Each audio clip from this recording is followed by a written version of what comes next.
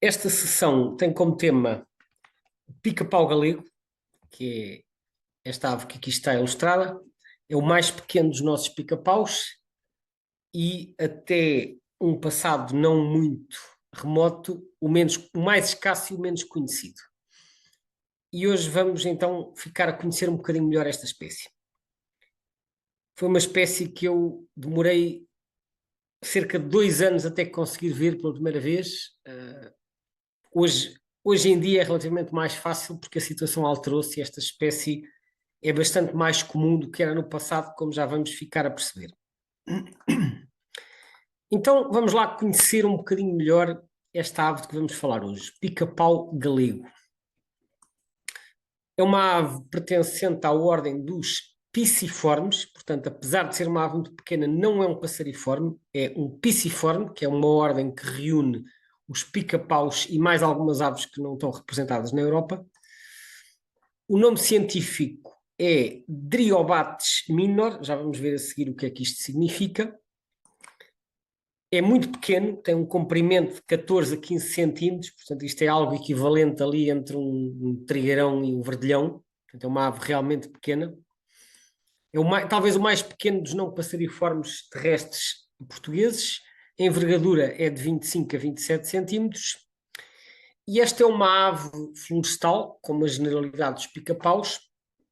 Ocorre, portanto, em bosques de um pouco de todos os tipos, mas eles preferem, sobretudo, bosques de folhosas. Folhosas significa aquelas árvores de folha larga, redonda ou alongada, mas normalmente diz-se folhosas por oposição às resinosas, que são as que têm as chamadas agulhas, como por exemplo os pinheiros e os abetos. Portanto, os pica-paus galegos preferem bosques de folhosas, embora não sejam exclusivos, mas é aquelas matas que eles gostam mais, sobretudo ao pé das ribeiras. Em termos de alimentação, eles alimentam-se principalmente de insetos que procuram nos troncos, portanto eles vão picando os troncos à procura de insetos que lá estejam escondidos por baixo da casca e no meio da madeira, aqueles chamados insetos xilófagos, que são os insetos que se alimentam de madeira. No inverno há muito poucos insetos, então eles vão procurar sobretudo larvas. O ninho, como é normal nos pica-paus, é uma cavidade numa árvore, muitas vezes escavada pelo próprio, com uma abertura pequenina. Aliás, as aves que nidificam em cavidades muitas delas não gostam de ter aberturas demasiado grandes para não ficarem demasiado expostas aos predadores e, portanto, abrem só com a dimensão necessária. E então, no caso desta espécie, essa abertura tem 3 centímetros a 3 centímetros e meio. Portanto, uma coisa pequena, o suficiente para ele conseguir entrar lá para dentro da cavidade. A postura, em média, é de 5 a 6 ovos, embora possa ir de 3 até 9. Portanto, varia um bocado. Isto são os valores extremos, mas tipicamente 5 a 6 ovos. O período de incubação é bastante rápido, 11 a 12 dias, menos de 2 semanas. É o tempo equivalente àquilo que temos na maioria dos passariformes de pequenas dimensões, o que não surpreende, porque realmente esta ave é também ela muito pequena. Portanto, tem um período de incubação muito curto, depois os juvenis ainda ficam mais cerca de 20 dias no ninho depois da eclosão. Então este nome Driobates é uma palavra que vem do grego e é composto por druos, que significa árvore, e eu enganei-me aqui nas setas, peço desculpa, porque este bates também devia estar do lado esquerdo e não do lado direito.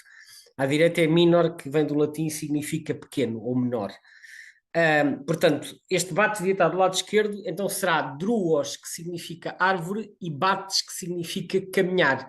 Portanto, driobates ou druobates, depende da forma como é transliterado, significa que caminha sobre as árvores. Obviamente que isto é uma referência ao modo de vida desta espécie, que está ali agarrado aos troncos, não é só nos troncos principais, às vezes está sobre os ramos laterais e vai ali caminhando devagarinho, transversalmente, e então Driobates é então uma descrição do comportamento. Portanto, o Driobates à esquerda, como eu disse, este bates devia estar do lado esquerdo. À direita é minor, que é uma palavra intuitiva, uma vez que vem do latim e em português se traduz por menor, portanto é o pequeno que caminha sobre as árvores, de certa maneira é o que isto significa.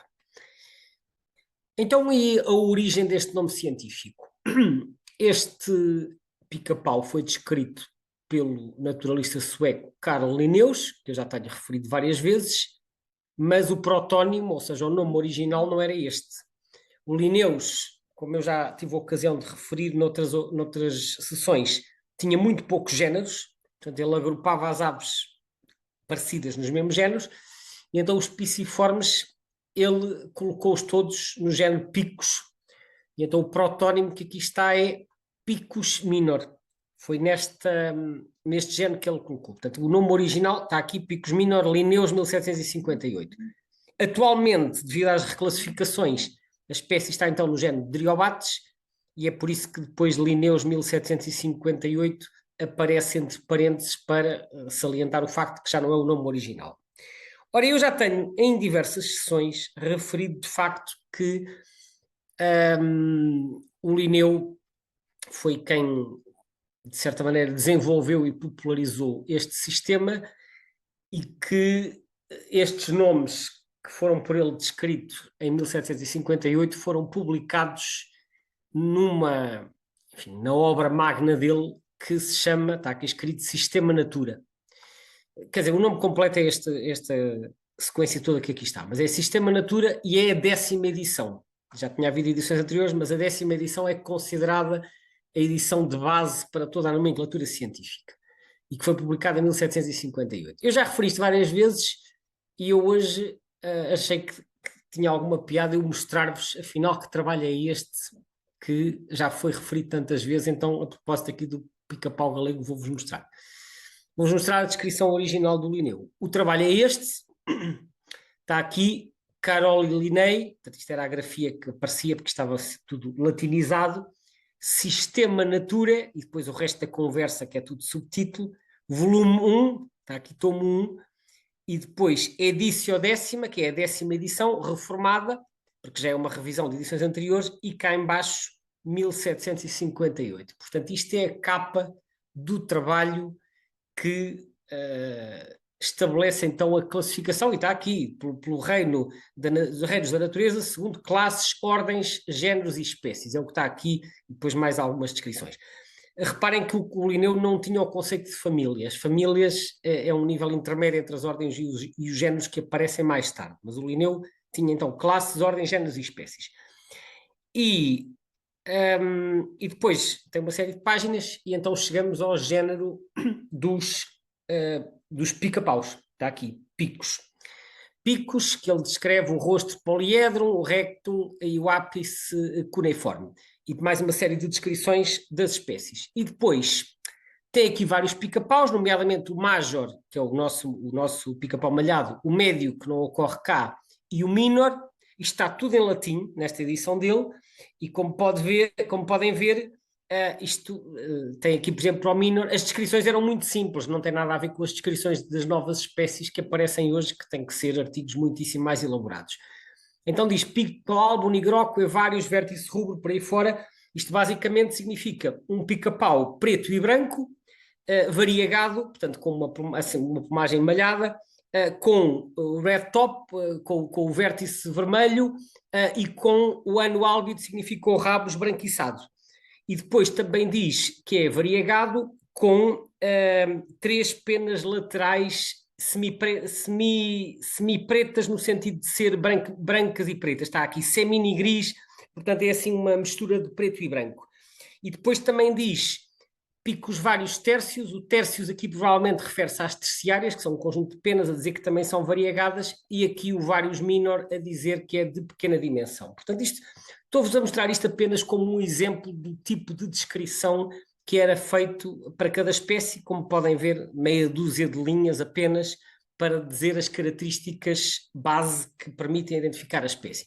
E depois, portanto, estes estão no género picos, e depois tem mais uma série de páginas por aqui fora para as outras espécies de aves e de outros seres vivos.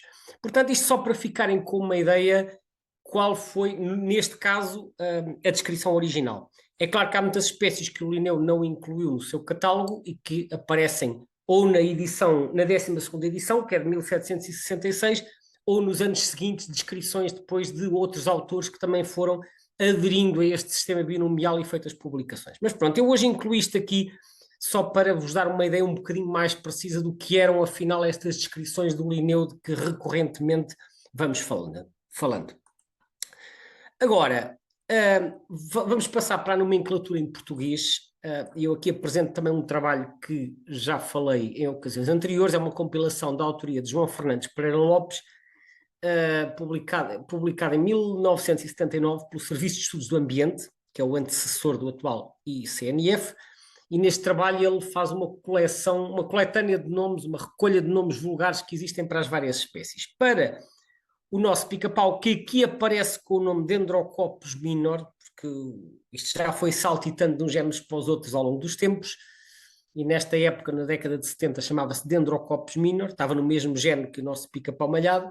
Ele aparecia aqui com 3 nomes: pica-pau malhado pequeno, que é um nome alternativo, porque o major às vezes também era pica-pau malhado grande, e este S pequeno quer dizer que era o nome que aparece na lista de Sacarrão e Soares. Também aparece com o nome peto galego, e peto é sinónimo de pica-pau, já vamos ver também outros exemplos à frente, e depois aparece simplesmente como pica-pau. Isto às vezes são nomes de origem popular, rural, em que existem apenas nomes genéricos e não há uma distinção das várias espécies, e todas as sílvias, por exemplo, era tudo flosas ou tudo totinegras, os calídeos era tudo pilritos sem um descritivo, e os pica-paus eram todos pica-paus, sem uma descrição. Isso acontece muito com espécies parecidas não ter depois o descritivo à frente. Portanto, isto há alguns dos nomes, então, que já eram conhecidos para esta espécie. Agora vamos ver um bocadinho melhor as características. Eu aqui mostro-vos uma imagem do guia de identificação de aves da Europa, do Rob Hume, que tem aqui o mapazinho de distribuição. Como podem ver, está presente em praticamente todo o continente. Já lá vamos. Vamos ver agora aqui as imagens e começamos por ver à direita este que está aqui agarrado ao tronco, que é o macho. Está aqui o símbolo macho, olier, quer dizer todo o ano. Isto é uma indicação a dizer que a plumagem não varia ao longo do ano, tem sempre o mesmo aspecto. Então ele é preto e branco, como dizia o Linneu, variegado aqui por causa de ser assim todo malhado em termos de uma mistura do preto e do branco. O rabo branco, ele diz ano álbido, portanto, ano refere-se à zona do ânus, portanto, à zona anal, que é aqui o baixo ventre, para salientar que ele não tem aqui os tons avermelhados que aparecem, por exemplo, no pica-pau malhado ou no pica-pau mediano, entre outros. Portanto, ele não tem aqui vestígios de vermelho, é ligeiramente riscado, e depois tem aqui o barrete vermelho, sim, na coroa, que é a característica que distingue o macho da fêmea. A fêmea não tem qualquer vermelho.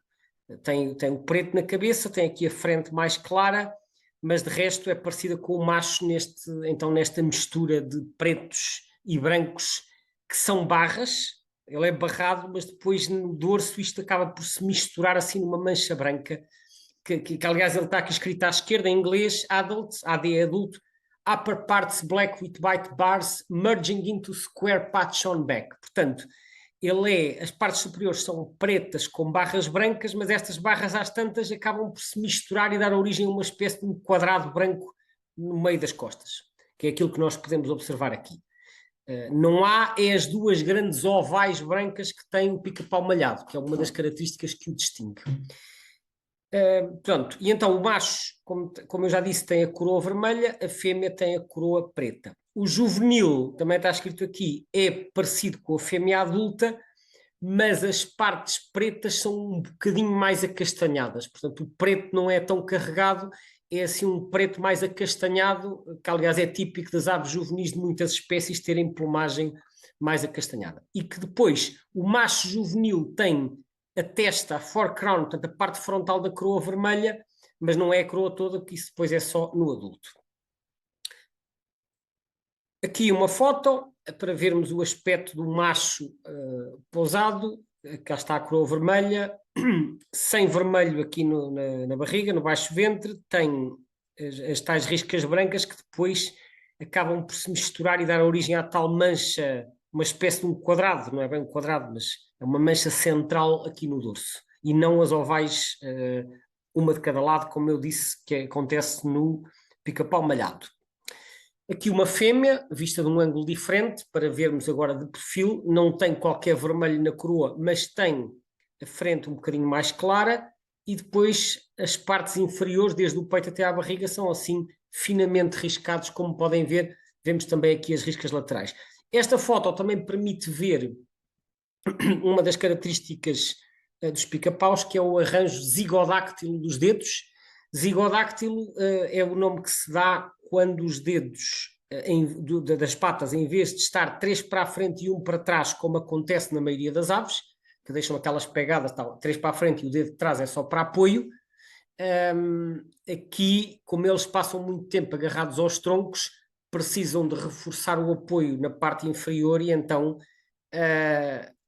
normalmente estão nesta posição, que tem 2 dedos para trás, que acabam por ficar por baixo, e 2 dedos para a frente, que permite uma melhor distribuição do peso, e isso é bem visível nesta foto. Outra coisa que é visível é que a cauda é usada como ponto de apoio. Eu já tive a oportunidade de anilhar pica-paus, e de facto, quando nós tocamos na cauda, reparamos que aquela cauda, ao contrário do que acontece com os passariformes, que têm assim umas penas mais maleáveis, as penas das caudas dos pica-paus são extremamente rígidas.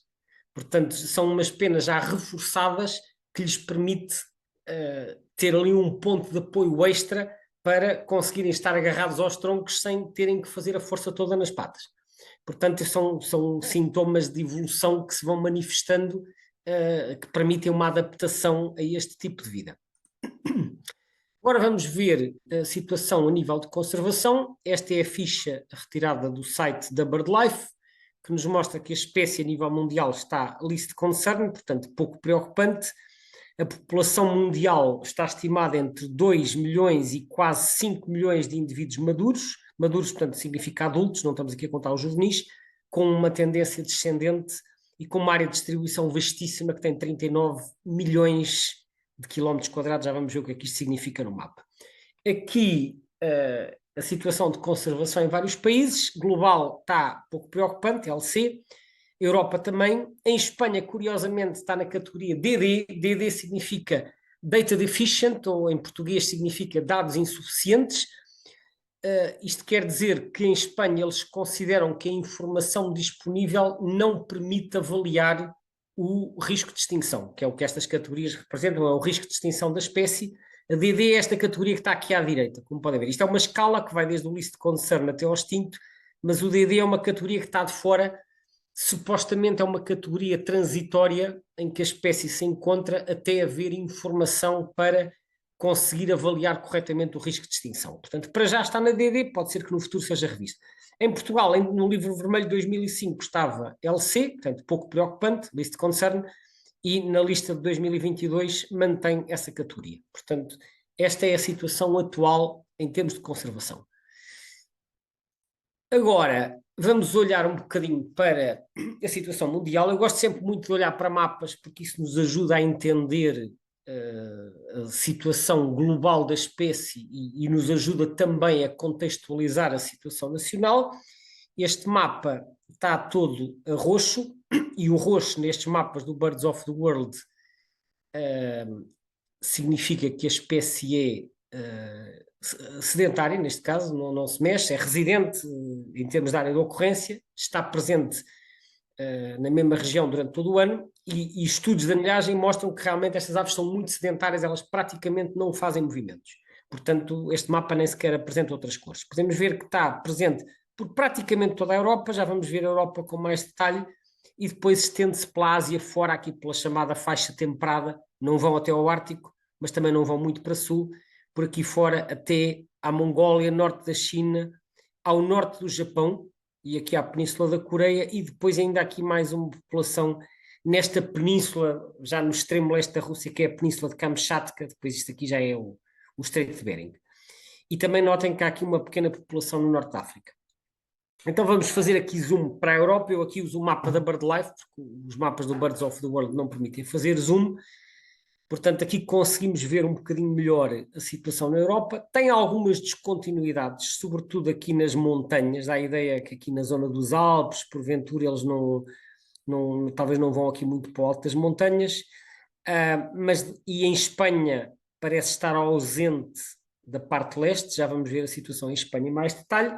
De resto está presente por praticamente toda a Europa, a tal população do norte da África que eu falei, que é aqui entre a Argélia e a Tunísia, e depois está presente em Inglaterra, mas não na Irlanda. E, portanto, embora com algumas descontinuidades, é uma espécie de ampla distribuição. Ao todo tem 11 subespécies a nível mundial, das quais aqui nesta região da Europa e Norte da África estão presentes 6. Uma delas é a subespécie nominal, que é a original. Quando há mais do que uma subespécie, a subespécie nominal, que é a que toma o nome da espécie, portanto fica, neste caso, Driobates minor, é, pela regra da prioridade, é a primeira que foi descrita, que neste caso é a que foi descrita pelo Linneu. Como ele descreveu a espécie na Suécia, então, a partir do momento em que aparecem outras subespécies, é a original, que é a da Suécia, que fica com o privilégio, vamos dizer assim, de ficar com esse nome original. Então, o Driobates minor é o da Suécia, depois há aqui um no Reino Unido, há um na Europa Central, um na Turquia, um no Norte da África, que é este aqui, o Ledoci, e o Buturlini, que é o que apanha ao sul da Europa, desde Portugal, mais ou menos até à Grécia, apanha aqui um bocado de França e Itália, até o norte da Grécia, que é o que nós temos, que é o Driobates minor Buturlini. O que é que isto quer dizer, Buturlini? Os nomes acabados em I quase sempre são epónimos, ou também chamados patronímicos, são nomes que homenageiam alguém. Neste caso está aqui Driobates minor Buturlini, é um nome que foi dado por este naturalista chamado Hartert em 1912, portanto esta subespécie foi descrita há pouco mais de 100 anos, muito depois do Linneu. Notem que às vezes as diferenças entre subespécies são muito tenues e, portanto, nem sempre o seu reconhecimento é imediato. Neste caso, a localidade tipo foi em Itália, está aqui escrito, foi onde o Hartert recolheu o espécime tipo. E porquê Buturlini? Buturlini, neste caso, é uma homenagem a um zoólogo russo chamado Sergei Alexandrovich Buturlin. Acrescenta-se o I no fim. Acrescenta-se normalmente ou um I ou dois Is, depende. Portanto, que viveu no final do século XIX e início do século XX e que foi explorador na Sibéria. Porque é que o Hartert resolveu homenageá-lo? Não sei o motivo, porque não li a descrição original, mas resolveu então, quando descreveu esta subespécie, colocar aqui o nome deste zoólogo russo.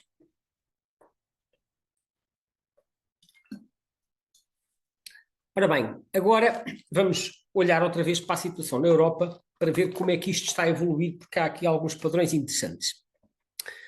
Então, eu começo por vos mostrar este mapa, que é do segundo Atlas Europeu, portanto, do EBBA2. EBBA significa European Breeding Bird Atlas 2, que foi publicado em 2020. O primeiro tinha sido publicado em 1996. As bolinhas referem-se a quadrículas de 50 por 50 km, na grelha UTM, e estes tons de vermelho referem-se à abundância em número de casais para cada uma das quadrículas. Portanto, quanto mais escuro, mais abundante é a espécie. Como vocês viram do mapa anterior, nós estamos mesmo na extremidade da área de distribuição. E quando as espécies têm uma distribuição vasta, normalmente são mais abundantes no centro da área de distribuição e menos abundantes quando vamos avançando para a periferia.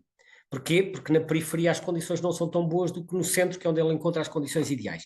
E, portanto, podemos ver que aqui as maiores abundâncias encontram-se aqui, isto deve ser aqui alguns entre já deve ser a parte ocidental da Rússia, a transição para a Bielorrússia, mas de outra forma até toda a Europa Central, desde França até aqui aos países bálticos e ao sul da Finlândia, e depois para a Roménia, está tudo ainda nestes rosas intermédios.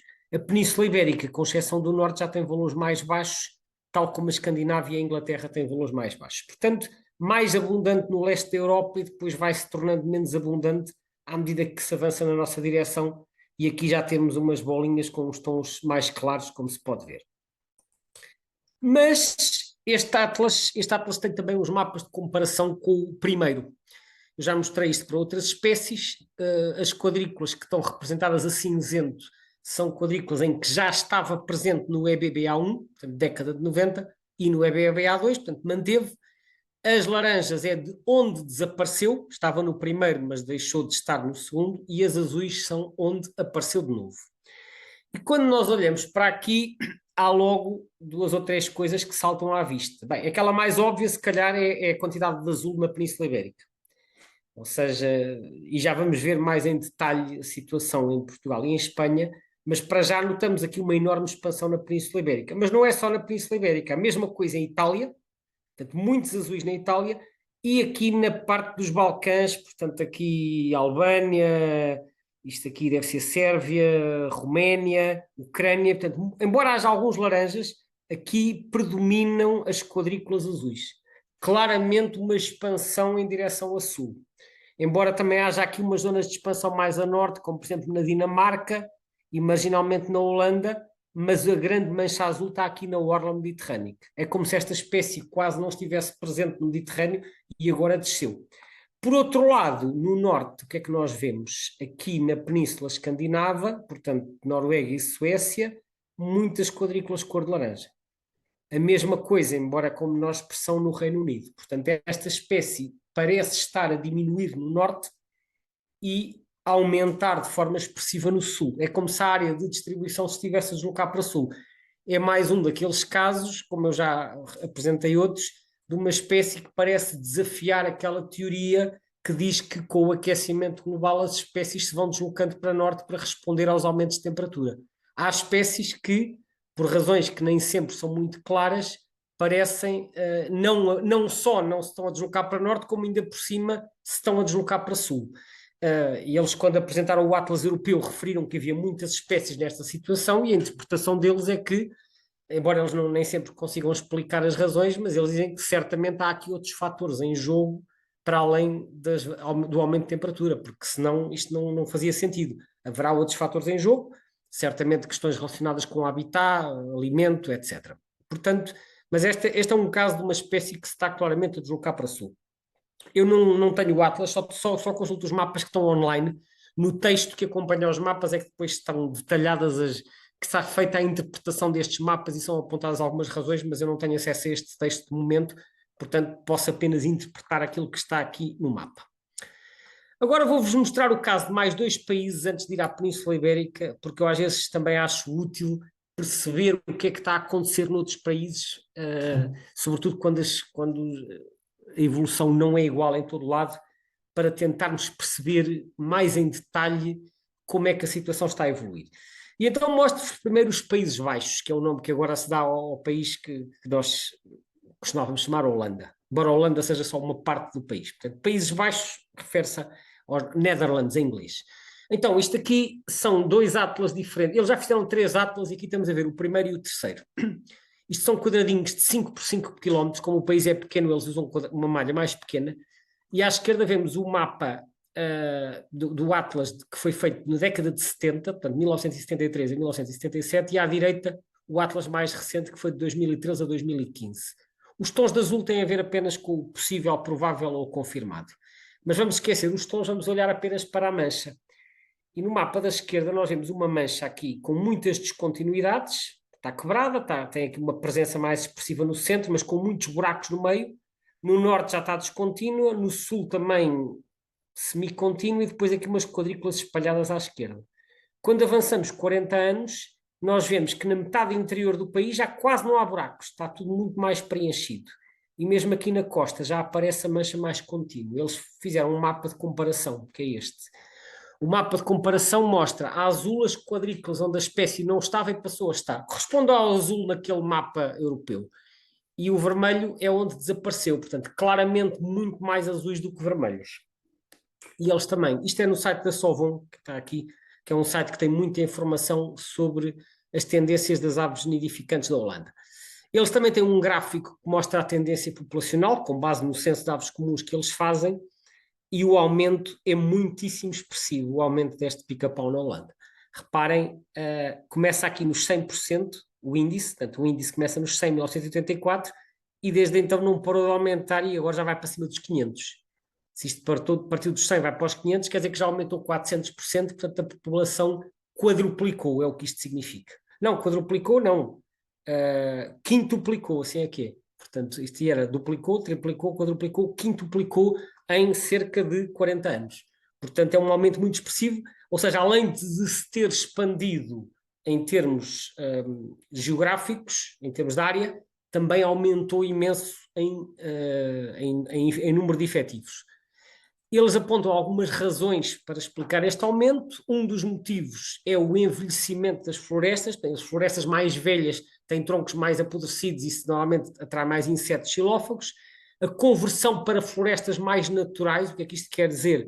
Florestas naturais por oposição a florestas de produção, mas que, por outro lado, eles salientam que aqui no centro-sul há aqui uma concentração de bolinhas vermelhas, portanto há uma zona de diminuição, e eles aqui dizem que não conseguem saber para já porque é que desapareceu. Portanto, claramente há uma expansão, mas eles percebem que há aqui uma concentração de zonas a diminuir e até agora não conseguiram identificar. Mas eu acho interessante que eles coloquem estes dados online e façam estes detalhes, apresentem, mesmo que não saibam identificar o motivo, porque isso nos ajuda também a perceber um bocadinho mais como é que as coisas estão a evoluir e a fazer um acompanhamento, nomeadamente no caso das espécies que estão numa situação mais desfavorável. Agora vamos ver o caso das Ilhas Britânicas. Ilhas Britânicas é o nome que se dá normalmente ao conjunto da Grã-Bretanha e da Irlanda. A Grã-Bretanha é esta ilha, o Reino Unido é a Grã-Bretanha mais a Irlanda do Norte, e depois a ilha da Irlanda tem a Irlanda do Norte e a República da Irlanda. O conjunto das duas chama-se Ilhas Britânicas e nestes dois países existe uma tradição de fazerem os atlas em conjunto, porque como o Reino Unido já inclui a Irlanda do Norte, eles já agora colaboram com a República da Irlanda, porque isto é tudo uma unidade geográfica. E então eles já fizeram 3 atlas nas Ilhas Britânicas. O primeiro também aqui, de 68 a 72, tinha aqui esta distribuição. O mais recente, de 2008 a 2011, tinha esta distribuição. Muito menos bolinhas e, acima de tudo, menos bolinhas grandes, que são as confirmações. Porquê que há menos confirmações? Pela minha experiência, quando uma espécie é mais comum, é mais fácil de confirmarmos a nidificação, porque vamos mais facilmente encontrar um caso de reprodução confirmada. Portanto, a escassez de confirmações provavelmente tem a ver com uma maior escassez da espécie. Mas eles também têm um mapa de comparação. E este mapa lê-se assim: o que está a cor de rosa corresponde ao tal cinzento no Atlas Europeu, são as zonas onde a espécie se mantém. Triângulos vermelhos a apontar para cima são quadrículas novas, triângulos pretos a apontar para baixo são sítios onde a espécie desapareceu. E o que nós podemos ver aqui é muito mais triângulos pretos do que triângulos vermelhos. Portanto, um grande desaparecimento, sobretudo aqui no sudoeste, no país de Gales e no leste, onde a espécie ainda se vai mantendo. Onde predomina a cor-de-rosa é aqui no sul e nesta zona central, onde aqui até parece haver alguma expansão, mas claramente está em diminuição. Portanto, embora a Inglaterra, neste caso, porque eles não chegam à Escócia, a Inglaterra até seja geograficamente próxima da Holanda, verifica-se uma tendência inversa. Eles não têm um gráfico de tendência lá, mas têm lá uns outros ícones que mais ou menos fazem o resumo da situação. Eles colocaram na Red List, eles têm umas categorias diferentes, lá tem o Amber e o Red, consoante o estatuto de ameaça, e quando está na Red List, portanto, é o estatuto de conservação, significa que a espécie já está ameaçada, portanto está em perigo, vamos traduzir assim.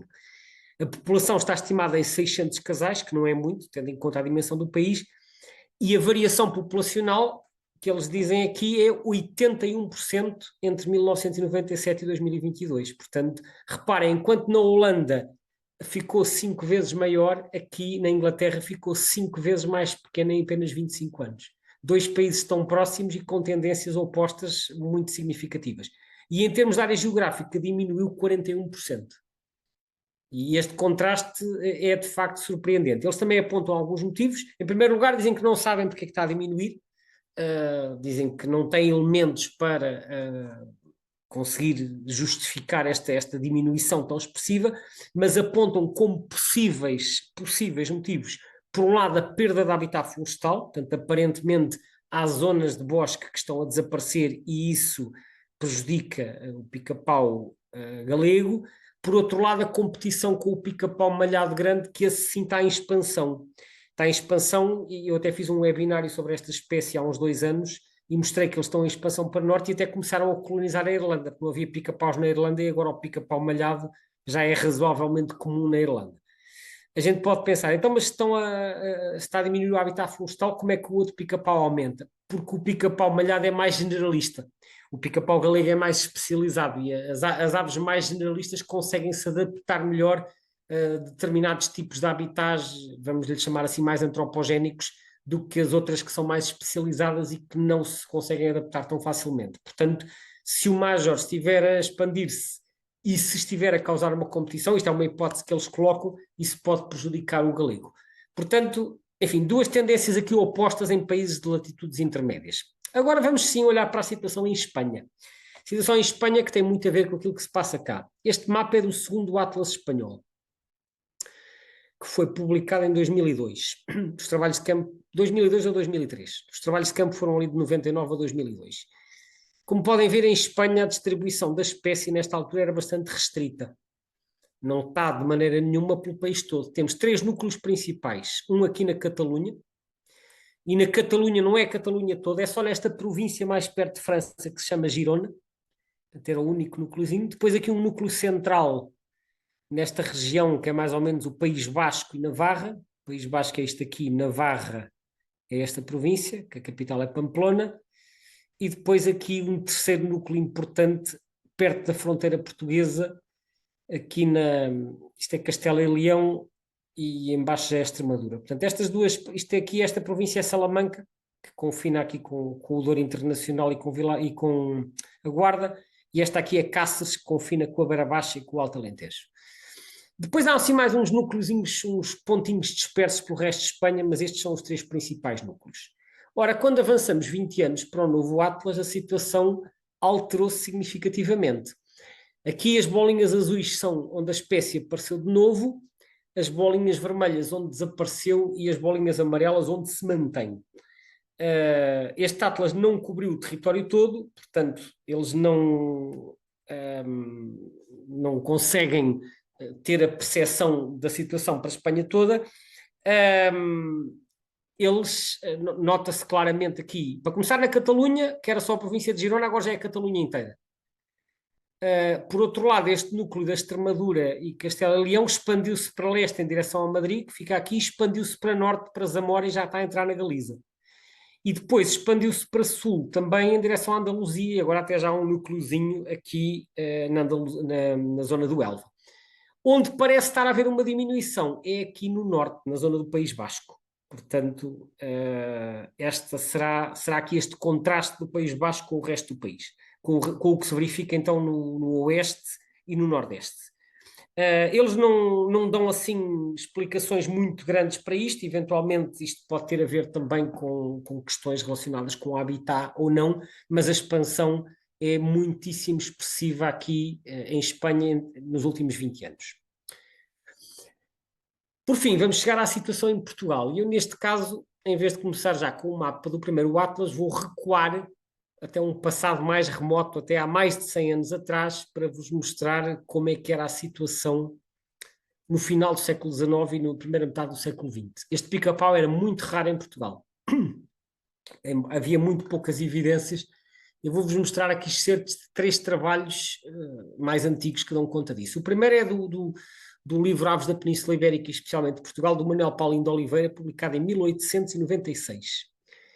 Ele aqui ainda usa este nome Picus minor, reparem, o tal nome do Linneu, e dá para o nome vulgar o nome Peto Galego, e aqui ele diz que é o nome dado em Penafiel segundo William Tite, e ele diz: temos 4 indivíduos no Museu da Universidade das Proximidades de Coimbra. O Museu da Universidade era de Coimbra, porque eu acho que o Paulino de Oliveira vivia em Coimbra.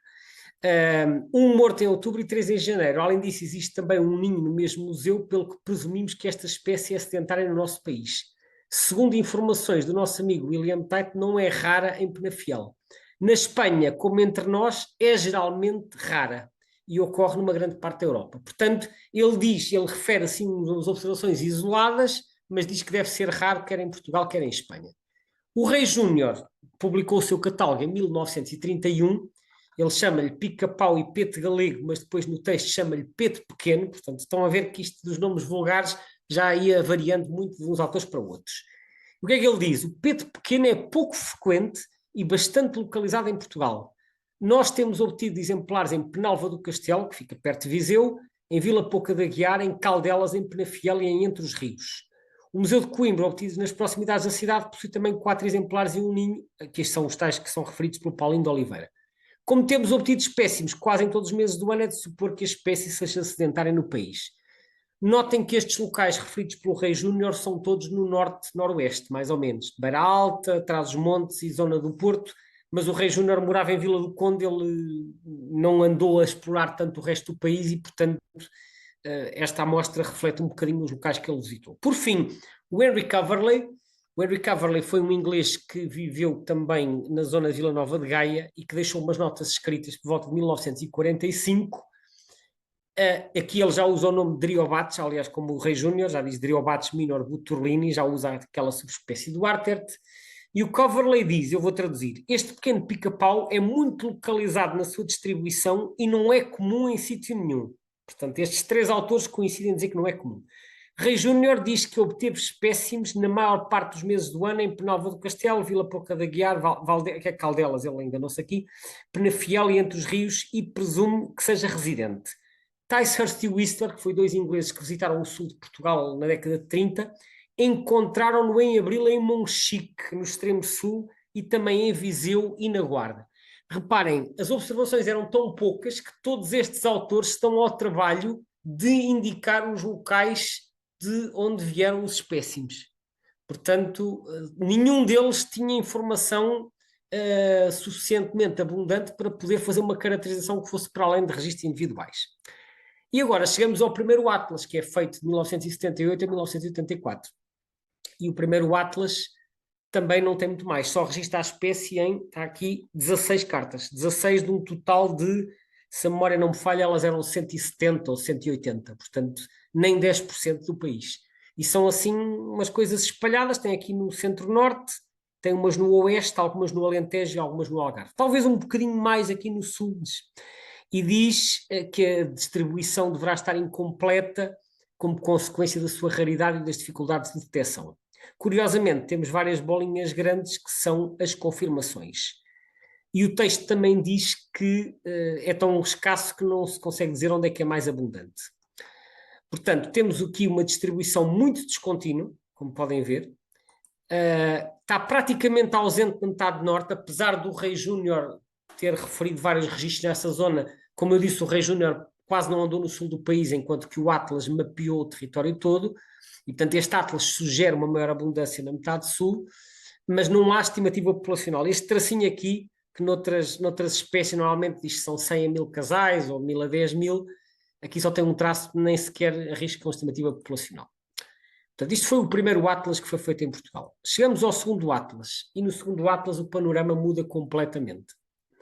O segundo Atlas é feito de 1999 a 2005, a malha aqui é de 10 por 10 km, olhemos para o mapa da esquerda.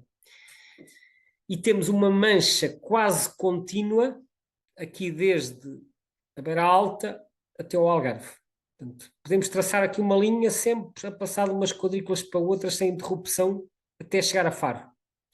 Só em Trás-os-Montes é que isto está a ser um bocadinho mais espalhado. E depois com umas quadrículas dispersas no noroeste. Mas de resto, daqui da Guarda até Faro, temos uma mancha contínua mais larga aqui no Alto Alentejo e no Ribatejo e no Alentejo Litoral. O mapa da direita é o mapa da abundância que tem a ver com o número de tétradas em que a espécie apareceu. Quanto mais escura a cor, mais frequente a espécie foi, e este mapa confirma um bocadinho aquilo que vemos no da esquerda, que é as maiores densidades aqui no Vale do Tejo e no Vale do Sado, grosso modo. E depois, para cima, menos abundante, que são os amarelos, em Trás-os-Montes, Beira Alta. Portanto, a sul do Tejo é a zona de maior abundância, mas uma situação muito diferente do segundo Atlas. Eu imagino, embora, enfim, eu não participei no primeiro Atlas, participei no segundo, vi a espécie muitas vezes, mas eu imagino que de facto tenha havido um aumento considerável da espécie do primeiro para o segundo Atlas. Não, primeiro porque acho que era quase impossível não darem com ele no primeiro Atlas se a espécie estivesse por todo lado. E segundo, porque já os autores antigos diziam que era raro. Portanto, esta expansão deve ser recente. Mas vamos até ao terceiro Atlas, porque o terceiro Atlas ainda nos traz mais novidades. O terceiro Atlas foi publicado agora em 2023, está aqui em cima os anos de execução, 2015 a 2021, e temos aqui à esquerda o mapa de distribuição, as cores das bolinhas referem-se à confirmação, mas aqui o mais interessante é o mapa da direita que nos faz a comparação.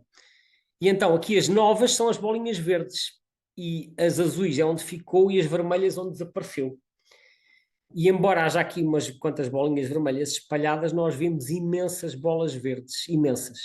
Trás-os-Montes agora é uma mancha contínua. A tal linha que eu disse que se podia traçar desde a Guarda até ao Algarve, agora já podemos começar lá em cima ao pé de Bragança e vimos sempre por aqui abaixo, por aqui, até podemos ir pelo litoral ou pelo interior, quase.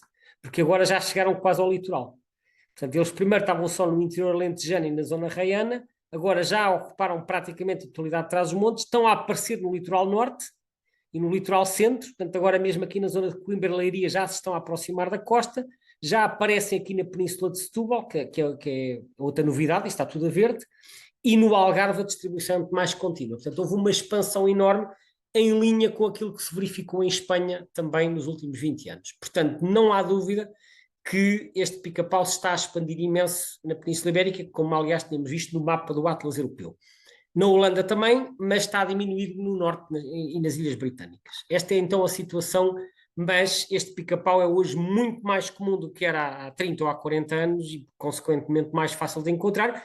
E, pelo andar da carruagem, é provável que esta expansão continue e que num futuro não muito distante, até aqui na zona mais atlântica, que é no noroeste, que o pica-pau começa a ser visto com cada vez mais frequência. A variação face ao segundo Atlas, então, pus só aqui um resumo, é essencialmente uma expansão generalizada que não, enfim, é sobretudo para o oeste, mas também uma expansão para norte e para sul, portanto, é quase em todas as direções. Eu também mostro aqui o gráfico de frequência, que eu às vezes gosto de consultar no eBird para ver. Isto é uma espécie residente, mas esta frequência tem a ver com a proporção de listas, de listas completas no eBird em que a espécie foi registada. E embora a espécie seja sedentária e esteja nos mesmos sítios durante todo o ano, isso não quer dizer que a detectabilidade seja sempre igual. E de facto não é. Nós vemos aqui, as frequências são baixas, andam aqui em torno de 1, 2%, mas essas frequências são baixas porque a espécie não é muito abundante. Mas mesmo com estas frequências baixas nós notamos variação. E eu tracei aqui uma linha, aqui no 1,4.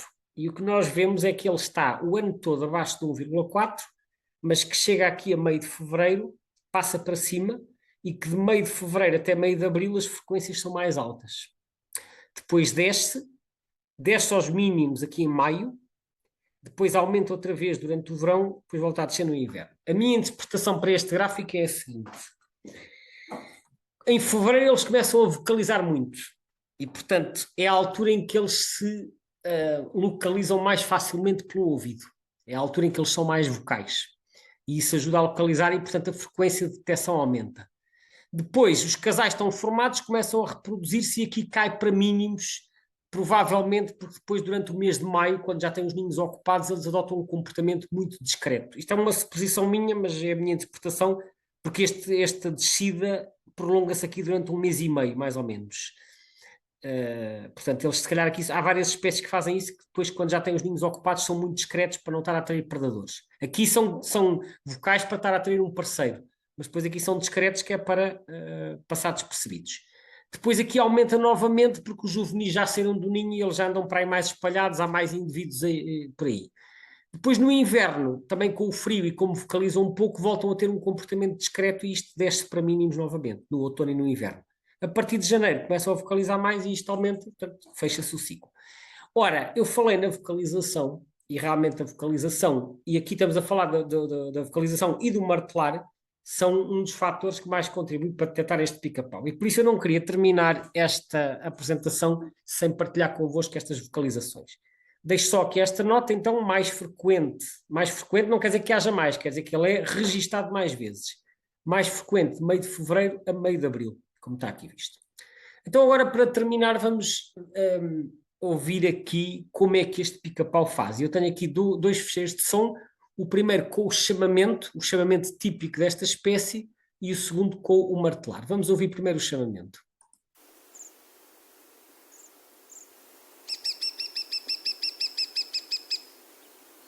Portanto, é só esta sequência de cerca de uma dúzia de notas, eu vou passar novamente. Ele faz isto uma vez, depois cala-se e depois só volta a fazer passado às vezes 5 ou 10 minutos. Portanto, isto não é uma coisa que seja assim repetida muitas vezes. Ele faz, depois fica calado, nós temos que procurar onde é que ele está, depois passado um bocado faz novamente.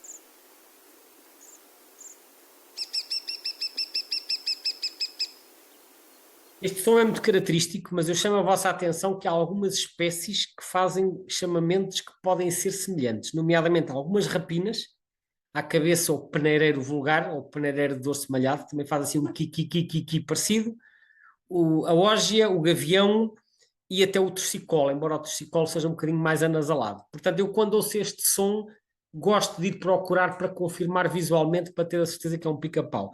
Aliás, até os estorninhos às vezes fazem este tipo de chamamentos. Agora, o martelar também é característico, porque é diferente do pica-pau malhado. O pica-pau malhado é muito curto e acelerado, é torrum, só assim, torrum. Este não, este é um martelar mais longo e mais uniforme. Não é acelerado nem é atrasado. Vamos ouvir um bocadinho.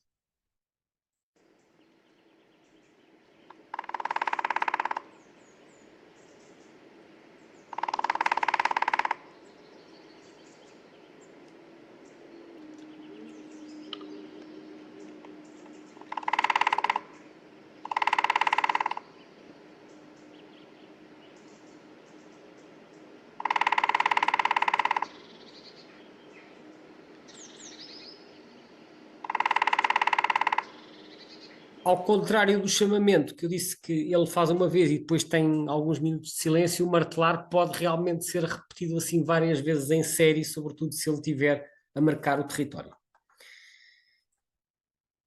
Estamos quase a terminar, vou recordar aqui os aspectos principais de que falamos hoje. Então, o pica-pau galego, vimos que tem uma distribuição pela Europa praticamente toda, pela Ásia até ao Extremo Oriente e localmente pelo Norte de África.